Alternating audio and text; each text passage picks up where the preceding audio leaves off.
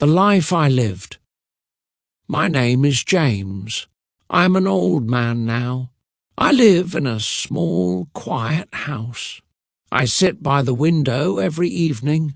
I look at the sky and think about my past. The sky is big and orange. I feel many things when I see it. On the table near me there is a photo. It is a photo of me when I was young.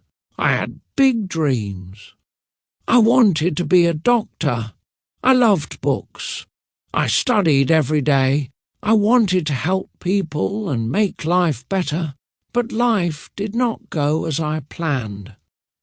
My father died when I was 17. That day changed my life. I remember it like it was yesterday. Everything became hard after that. I had a mother and a little sister. They needed me. We had no money. I stopped going to school. I started working in a factory. It was not easy, but I had no choice. I worked every day, from morning to night. My hands were always tired. My back hurt, but I did it for my family. I wanted to keep them safe. I wanted them to eat and sleep well. Sometimes I still dream. I dream I'm in a classroom again. I have a book in my hand. I feel young. I feel happy. But then I wake up and I am old again. The dreams stay only in my heart. At first, the work was hard. I did not know how to use the machines. The noise was loud. The air was dirty. My hands got cuts and blisters. But I did not stop. I had to earn money for my family. Every morning I woke up before the sun. I ate a small piece of bread and went to work. I did the same job every day. I carried heavy things. I cleaned the floor. I fixed machines. It was boring and hard. My mother always smiled at me. She said, "You are strong, James." My little sister gave me hugs. I wanted to be strong for them. I wanted to protect them. Their smiles gave me power, but deep inside I was sad. I missed school. I missed reading books. I wanted to learn more. I saw other boys go to class, and my heart felt heavy. I knew my life was different now. At night, when everyone was asleep, I sometimes opened my old books. I read a few pages by candlelight. I did not understand everything, but it made me happy. It made me feel alive. One day I saw a doctor at the factory. He came to help a hurt worker. I watched him work. He was kind. He was smart. I wanted to be like him. But I also knew it was just a dream now. As the years passed, I became stronger. My body got used to the work, but my heart still felt tired. I was only 18, but I felt much older. I worked all day, every day. There was no time for fun, no time for rest. My sister started school. She loved to learn, just like I did. Every day she told me about her class. She talked about books, numbers, and new words. I listened carefully. Her stories made me happy, but also sad. One night I sat with her while she did her homework. She asked me, "James, can you help me?" I smiled and said yes. I still remembered some things. I helped her read and write. In those moments, I felt like a teacher. It felt good. I wanted her to have a better life. I wanted her to follow her dreams. I did not want her to work like me. I told her, "You must study hard. Never give up. Do it for yourself, and for me too." My mother was getting older. She worked at home, making clothes for other people. She always looked tired. Sometimes she coughed at night. I worried about her. I wanted to take care of her, but I didn't have much money. There were days when we had no meat, only bread and tea, but we were still together. We talked, we laughed, and we helped each other. That gave me strength. Family is more important than anything. One rainy evening I came home late. My clothes were wet and I was cold. But when I saw my sister waiting with warm soup and a big smile, my heart felt warm again. I knew I had lost many things, but I still had love in my life. One day, something bad happened. My mother became very sick. She could not work any more. She stayed in bed most days. I brought her food and medicine when I could. But doctors cost money, and we didn't have much. I felt afraid. I had to work more hours. Sometimes I worked at night too. My hands were tired, my eyes were heavy, but I didn't stop. I needed money for her medicine and for my sister's school. I was only a boy, but I had the life of a man. There were moments when I wanted to cry. I wanted someone to help me. But no one came. I looked strong on the outside, but inside I was full of pain. I missed my father more than ever.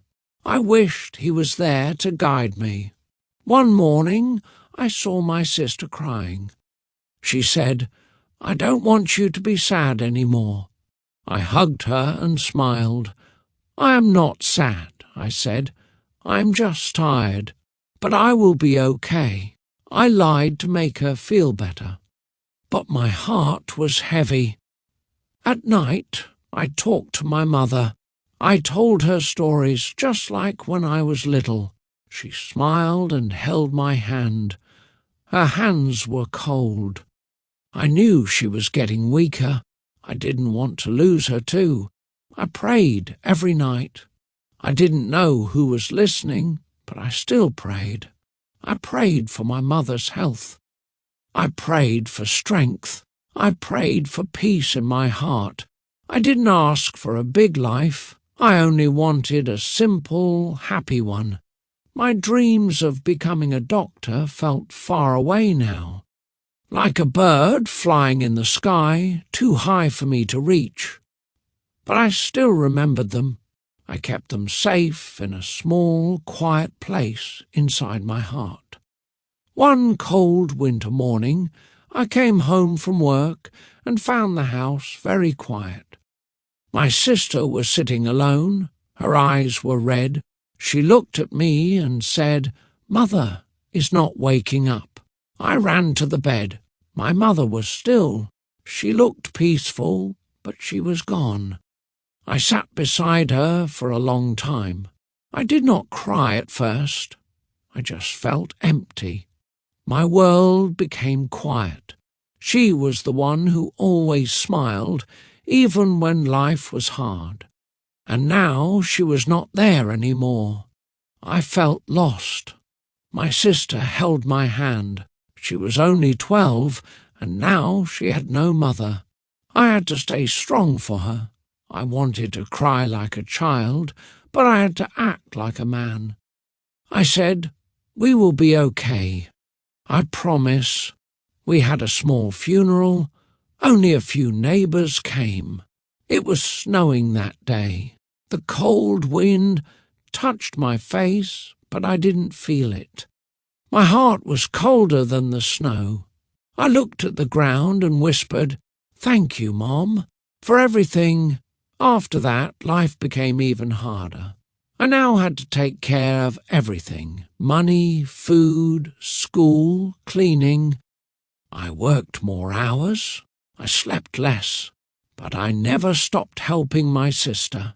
She was all I had left. Sometimes at night I sat alone and looked at the stars. I asked the sky, "Why did this happen to me?" But the sky never answered. Still, I kept going. I had no other choice. I had to survive. For her. In the factory, I met older men who had stories like mine. They said, "Life is not fair." But we keep going. I listened. I learned. I became quiet, strong and careful. I didn't dream much anymore, but I still hoped for better days. Years passed. My sister finished school. She worked hard and became a teacher. I was so proud of her. She smiled again.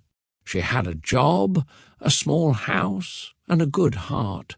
She was living the life I had dreamed of. That made me happy.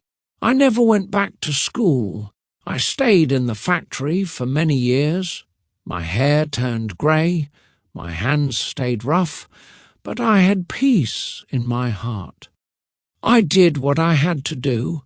I protected my family. I gave them a chance. Now I live alone in a small house. I have a garden. I have some books. I read a little every day. I look at the sky and remember the boy I used to be, the boy with big dreams and kind eyes. Sometimes I sit with my sister's children. They ask, "Uncle James, why didn't you become a doctor?" I smile and say, "Because life had other plans." But that's okay. I still helped people, just in a different way. I tell them my story, not to make them sad, but to teach them something. I say, follow your dreams, but also be ready. Sometimes life changes. Be strong, be kind, and never forget who you are. As I sit here now, with the sun on my face and the wind in the trees, I feel thankful. I did not become a doctor. I did not change the world, but I gave love and I gave hope, and maybe that is enough.